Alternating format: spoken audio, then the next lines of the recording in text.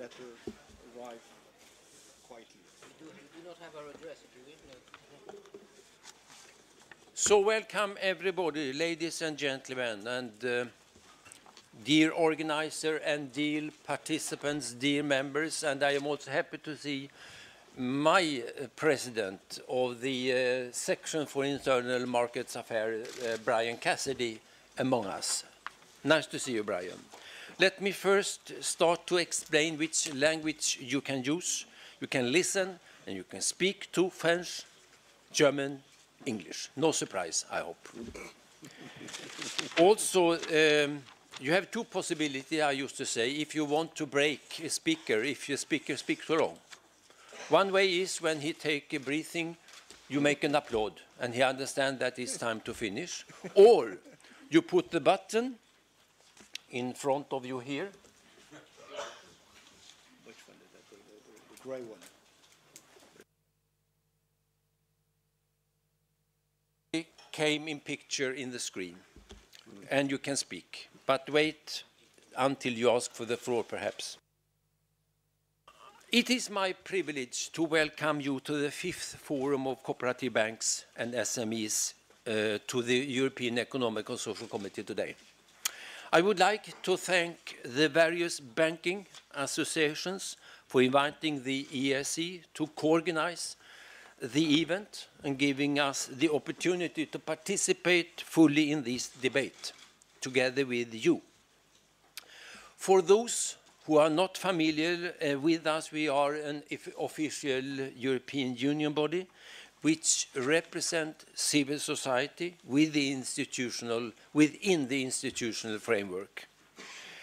This means we have a formal consultative role in the EU legislative process in the most policy areas, and that the European Union deals with which is based on a bottom-up approach.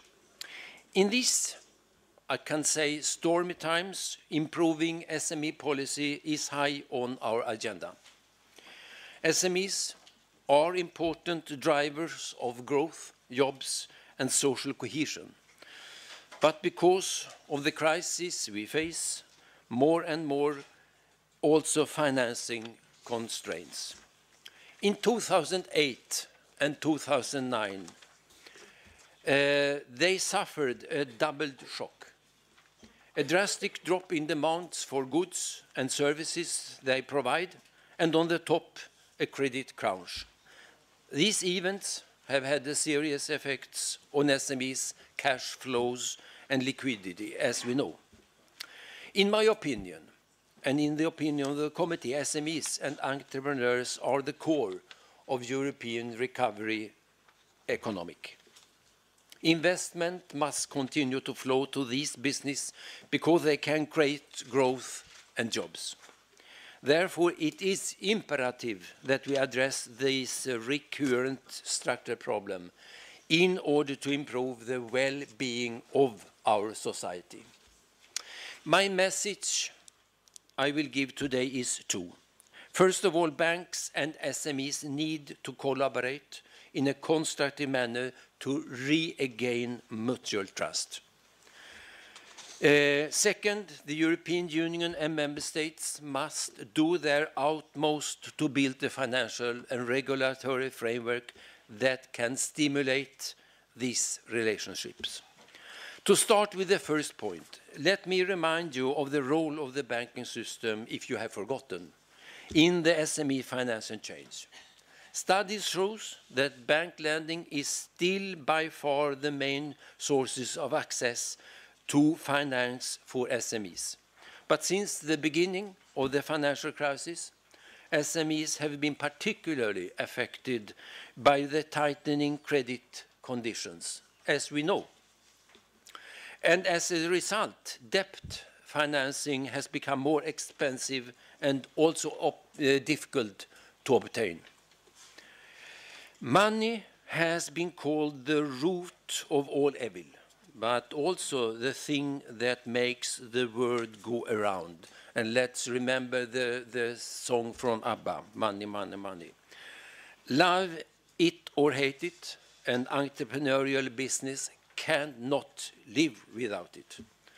The committee has always stressed that the first role of a bank is to provide access to funding and financial service to local business and citizens. And banks have to understand that particular needs and preference of the SMEs. This begins with working to understand the market and how it differs from both the retail and commercial segments.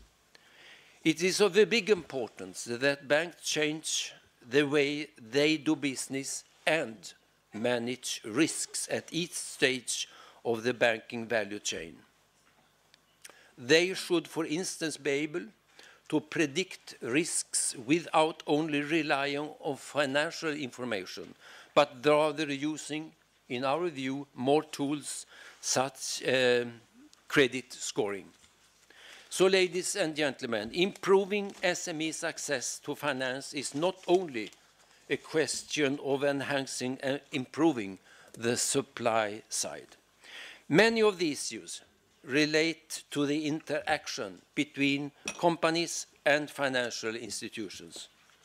We need now to overcome the communication hurdles between SMEs and financial providers. If banks need to go back to their normal job, by which I mean the real economy, I am convinced that SMEs have to be investment ready for their part. In this context, SMEs sometimes need, we know, coaches, mentors, advisors to help them to develop also a professional business plan, to explain the sources of financings and to understand investors' requirement.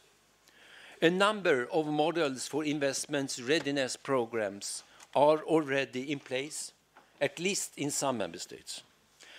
So let's now turn to another important EESC priority, which is my second point. Improving relations between the banking sector and SMEs cannot work without clear involvement from European and national authorities. We have seen why it's needed.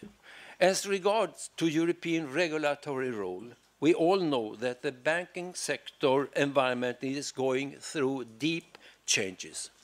And today banks have to adopt the post-crisis economic, environmental, and to do both domestic and EU-related regulations. Why is the committee insisted on good implementation of the Basel III regulation and its European incarnation? That is why we ask and insist. A system that shows that banking business models are sound, that their supervisors are well informed, and that the regulation that oversees them includes adequate safeguards to control risks. To control risks in the future is a key. Member states must play their role as well. EU government's involvement in SMEs' financing policy is crucial, especially when it comes to the developing favorable taxation policy, stimulating private investment, or boosting credit information facilities. In other words, governments' measures to promote SMEs should aim at making markets more efficiently and providing incentives for the private sector to assume an active role in SMEs finance. I will therefore, and I am happy for you, conclude as follows. The committee, we continue to work with all interest parties to explore new strategies to facilitate access to finance for SMEs. I believe that, and this is my personal belief and the committee's belief, at the same time, SMEs deserve our full support. They need to have unleashed their potential as driver of European growth and employment. Once more, ladies and gentlemen, members, dear guests, I'm happy to welcome you all and I am happy also to continue to share the next opening session.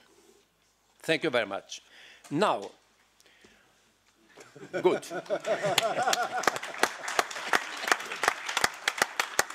I said that if people speak too long, you can even do it during the speak, and this is very understandable tool if you want to break. Before I continue to give the floor to the head of cabinet of Commissioner Barnier, Olivier, I will remind us all that today is the 8th of March, and it's, what is it today? Women's Day. Yes, International Women's Day. And we have published on our intranet site some messages. And it's not only to give flowers, it's also to take things seriously which related to men and women's things, but also to the possibilities to have a fair gender agenda. Now, Olivier, are you prepared? I hope so. Welcome. Take the floor. Thank you very much, President. Certainement, et en français. In French, of course. So, good morning. In a moment. But for Women's Day, I felt compelled to say bonjour, mesdames, in French. Yes, this is a topic, the topic you debate today, although I observe gender balance needs still some improvement in this assembly. But the topic you have chosen to explore today is a topic that is very dear to the heart of Michel Barnier ever since he took his function. It was one of the key themes he chose to develop when he was heard by the European Parliament for the confirmation hearings. He put that topic at the heart of his Single Market Act 1. And we published together with Vice President Tajani a SME action plan in the end of 2011 that is very heavily focused on access to finance. Today, the situation in financial markets has improved, especially over the last few months. But the recent Commission's winter economic forecast clearly showed that we are not yet out of the loop. We have not recovered from the crisis. Maybe the peak of the financial crisis is behind us, but we're right in the middle of the economic crisis, and most probably because of the natural delay effect these things have, we are at the beginning of the social crisis. So the topic you have chosen to explore today is very much at the core of what should be the agenda, not only at European level, but also in our member states. Little more than zero growth is expected in the EU this year. And in some of our countries, 1 out of 2 young people is unemployed. Among European businesses, SMEs are by far the first to suffer from the sluggish growth. Many of them are still struggling to fill their order books, and access to financing is absolutely key for them to improve their competitiveness and launch new projects.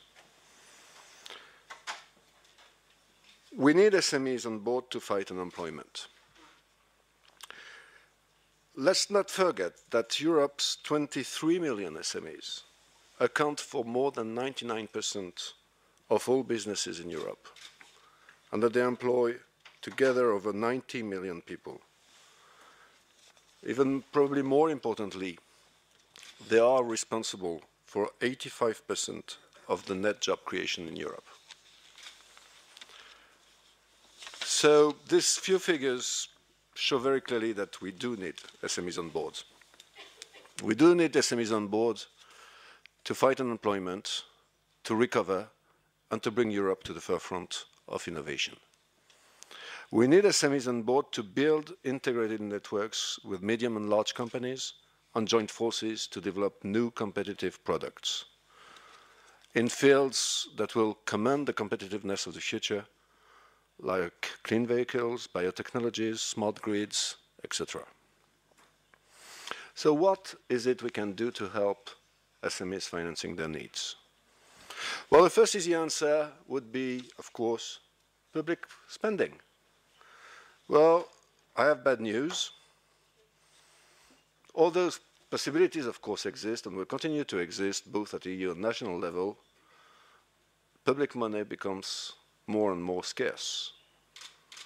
You're very aware that the EU budget was cut by the heads of state of government, and you're very aware that the amount of public debts in our member states forces them to severely reduce their spendings. Still, several possibilities exist in the EU. Loans from the European investment banks, which disbursed almost 40 billion euro to SMEs between 2008 and 2011, and this will continue.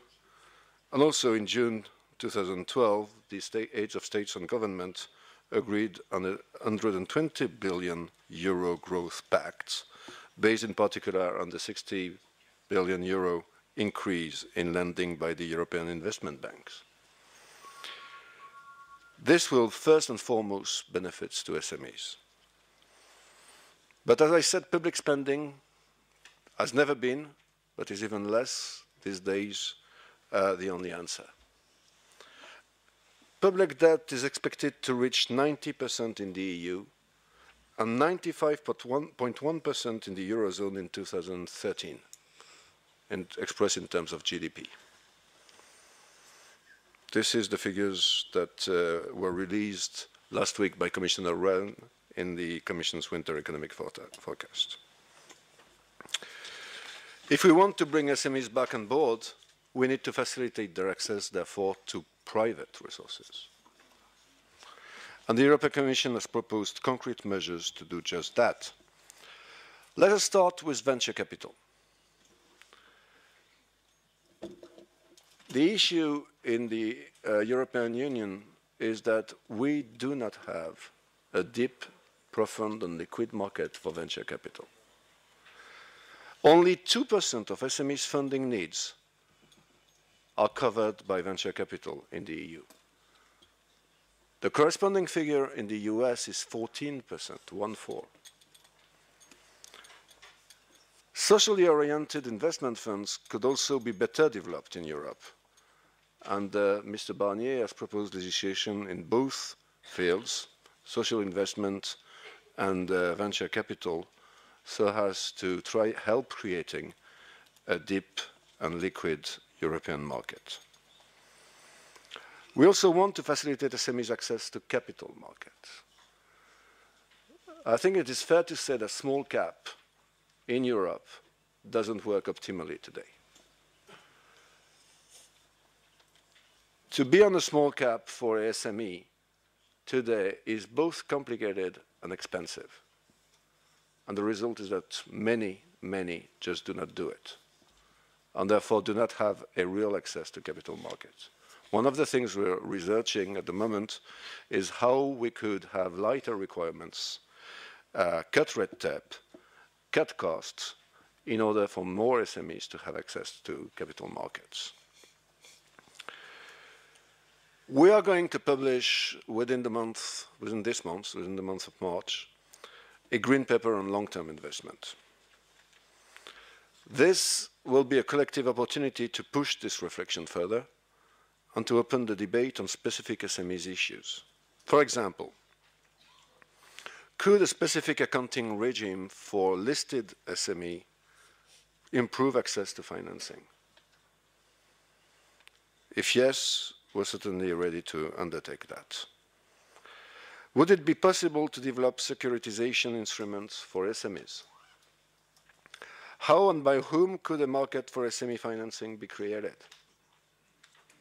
These are only a few examples taken out of a very rich green paper for which I would encourage each of you to contribute. And all this is necessary to reverse the current negative trends in SME funding.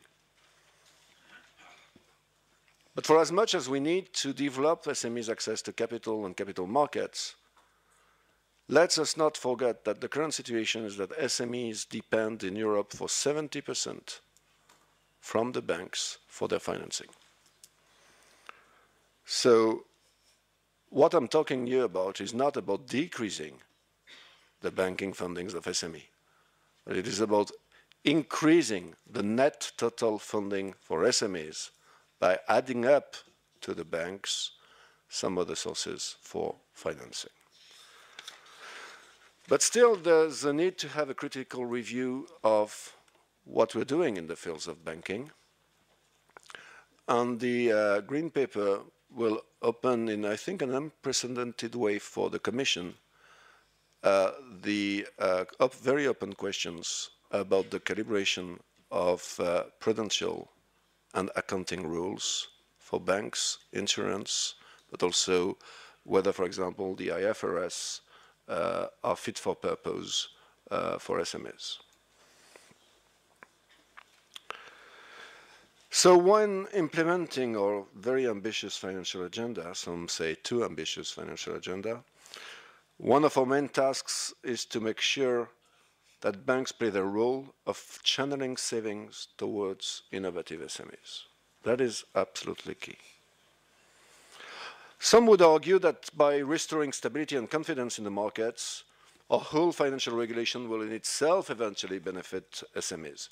This is true, but the view of Mr. Barnier is that this is not sufficient. We have to make sure that all the regulations we pass are carefully calibrated and that their cumulative impact is evaluated in order to avoid raising the cost of credit to SMEs. And we also need to make sure that our regulations preserve the diversity of the banking sector in Europe, not for the sake of preserving diversity, not because citizens are attached to it. All these are very, very valid reasons, but also because this diversity, and in particular cooperative and mutualist banks, are one of the key drivers for financing of SMEs. And SMEs are one of the key drivers, if not the key drivers, for growth and jobs. Now, how do we ensure that the new banking rules, almost adopted, with only a few talks still to have, and bankers' bonuses, and if I'm well informed, those bankers that are in the room today should not be too worried. I don't think, if they have any bonuses, this is not the type of bonuses we're talking about. How do we ensure that new banking rules actually benefit SMEs and take account of cooperative banks' specificities? Let me take 3 examples. First, capital requirement. CRD4, I just talked about it. Banks, as you know, will have to hold more capital of better quality. This is necessary. The capital requirements under CRD3, so the Basel II agreements, were extremely low. When I was a young student in economic sciences, long time ago, you were talking about capital ratios or leverage ratios of 1 to 20, and you say, oh, 1 to 20, my God, that's a lot. When I explained my former friends for university that did not specialize in finance, that CRD4 brings the leverage ratio to 1 to 33, they tell me, oh, is that much? Are you sure? I said, well, hold on a minute. No. It is about bringing it back down to 33. So that gives you a measure of the loss of touch between real world and part of the banking industries, and it's a fact of life that banks have to be capitalized enough to sustain their activity. But of course, this comes at a cost. Resilience has a cost. So, and it is our responsibility to avoid that this cost results in banks reducing their loans to the real economy in general and in particular to SMEs. For instance, while most of the banking activities will require more capital, we have been careful in CRD4 to keep a much more favorable treatment for loans to SMEs. Banks will have to post less capital for lending to SME than for other activities. We've been criticized for that. This is not Basel compliant. To tell you the truth, we do not care too much. We think this is what needs to be done. Same for cooperative banks. The Basel Committee, in its wisdom, had decided that the core equity tier 1 should be composed only of shares. It so happens that cooperative banks do not have shares. So the Commission, although it's only an observatory in the Basel Committee, has insisted so that the specificities of the cooperative sector are recognized, because to be fair, I don't see why a cooperative bank instrument would be less stable than a commercial bank share. Second example, the banking union. This is another landmark reform.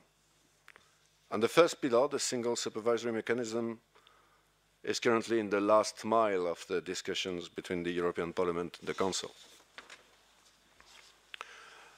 I know, because I was very deeply involved in this negotiation, that many cooperative banks, particularly the Volksbanken, were quite vocally in favor of restricting the new supervision system to systemically important banks. Sorry.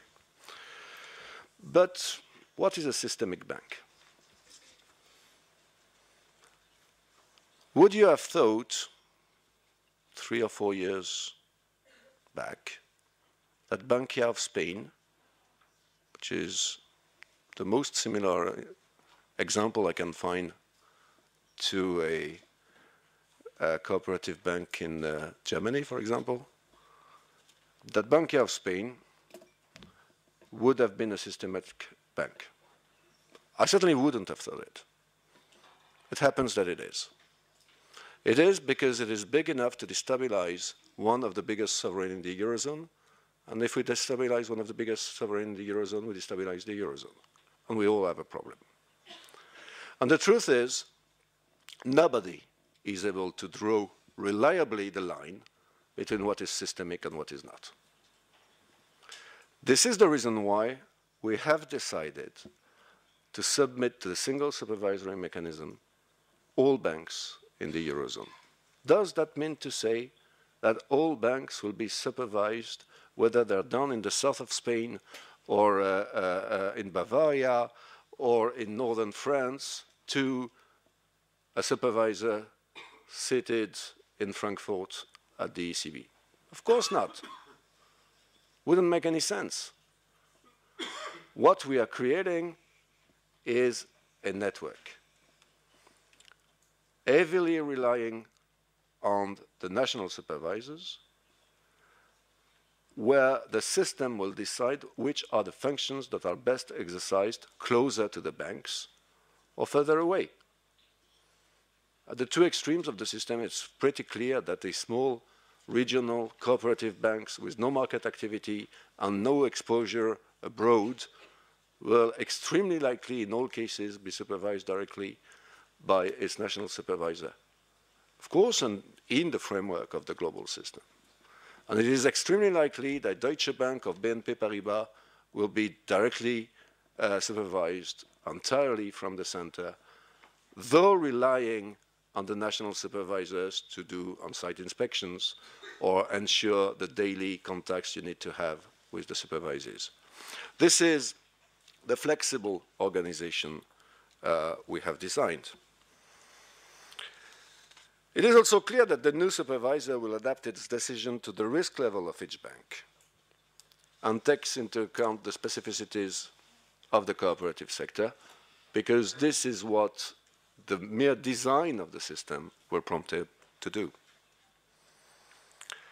Same concern will apply to the third reform that I wanted to mention today, and that is the structure of the banking sector. The reform the European Commission may propose as follow-up to the Liikanen report. You know that the high-level group chaired by the governor of the Bank of Finland, Erkki Liikanen, produced a report in the fall. When doing the instruction for producing this report, they very carefully listened to all stakeholders, including cooperative banks. And the final report reflects the diversity of the European financial sector. This is the basis on which we will work to assess the impact of each regulatory option and make sure that the new rules will not deter funding to SMEs. If you allow me one last word, I would like to say that the actions we are taking to promote the success of European SMEs are not limited to the issue of funding. The intention of the Commissioner, together with Vice President Tajani, is to place the think small first principle at the heart of all our actions. As I already said, this is clearly reflected in the Single Market Act 1, but also in the Single Market Act 2. For example, we will reduce the administrative burden for SMEs. According to the ongoing reform of accounting rules, SMEs will be subject to fewer reporting requirements, and more companies will be defined as small and medium size. We will help SMEs to win more public procurement. The major reform of public procurement that is on the table of the co-legislators at the moment is radically cutting red tape in international public procurement, and we will intend to go forwards further by making e-procurement the norm in the EU by 2016, which means that for a number of SMEs, it will be simply accessible through internet. European unitary patent is another example. It will cut by 7 the cost for SMEs to protect their innovation. And finally, we want to build together with Vice President Cruz a genuine digital single market to help ensuring access to e-commerce. And these reforms, ladies and gentlemen, are not anecdotal. These reforms are important, especially in times of crisis, in order to ensure that we can continue to rely on the huge potential of our European SMEs to create growth and jobs in Europe. Thank you.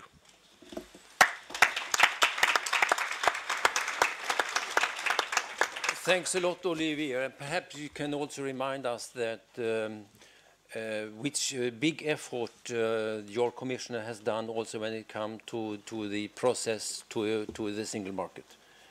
Because this is also, if you broaden the discussion, so important for SMEs. And he has done a good job. Bring him these greetings back. We have a good cooperation. Thank you very much, Staffan. But we are also, if you find the committee could be prepared to make an opinion also about what you mentioned, the Liikanen's report. I have a stamp to give you and you can send the letter to us, so it could easily be done. Okay. Now, we have to move on. So we go to Bernard. You are Secretary General of the International Confederation of Popular Banks. I don't know if there is also a confederation of unpopular banks, but perhaps you know. Bernard. Thank you for this introduction. I don't know about unpopular banks, and I don't want to know. So thank you for giving me the speech. It's a real pleasure for me to welcome you at this 5th European Forum gathering SME representatives, officials of the European Union, and representatives of cooperative banks, of course. This event, which is co-organized by CIBP, EACB, and UEAPME since the start of those forums, is hosted this year by the European Economic and Social Committee for the 2nd time, because we already had such a cooperation in 2009. And of course, I would like to thank Mr. Nilsson and all his colleagues for their hospitality and also for their very valuable contribution in the preparation of this event. We started this now traditional meeting 6 years ago to bring our contribution to the permanent dialogue between SMEs, their banks, and more specifically their cooperative banks, popular banks. Altogether, they are all popular. We hope so. And under this testimony of regulators, and decision makers. And I must thank Mr. Guersent for the very interesting start, and he already opened a dialogue. And I'm sure there will be a lot of reactions to what he said, but we will also have testimonies brought by the EIB representatives and other administrations of the Commission. And I thank all of them. Of course, we are also interested to know the opinion of the Parliament, and we will also keep close contact with the MEPs on those subjects, which are obviously very important in the decision process.